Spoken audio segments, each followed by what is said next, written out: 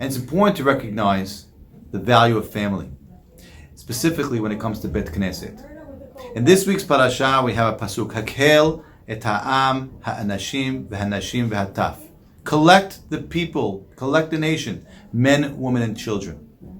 Rashi in Masechet Hagigah explains, V'hataf lama ba'u. Why bring the kids? Kedei latet sechar lemevi'ehem. In order so that the people who bring the children are rewarded. But we can ask a question. What kind of reward do you get from bringing your kids to Knis? I mean, you're supposed to be praying. You're supposed to have kavanah. You're supposed to understand the words. You're supposed to be present in the moment when you're speaking to God in the Bet Knesset. The children are only a disturbance. I mean, I'm a dad. And I'm sure I'm talking to a lot of parents. You have to get up. You have to sit down. You have to bring them in. You have to bring them out. They're crying. It takes a lot of patience. So what is Rashi talking about? That we're going to be rewarded in order to, by bringing our children to Knis.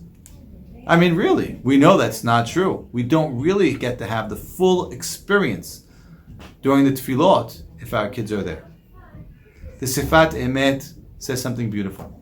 He says, Mikan Yilmad Adam, a person should learn from this pasuk, from this Rashi, She'alav levatel miksat mishelemut atzmo, that it is important for a person to give up a little bit from his own sense of shelemut, his own experience to have the complete experience, in order lehanechet banav leTorah v'leyahadut, in order to teach his children Torah and Yahadut.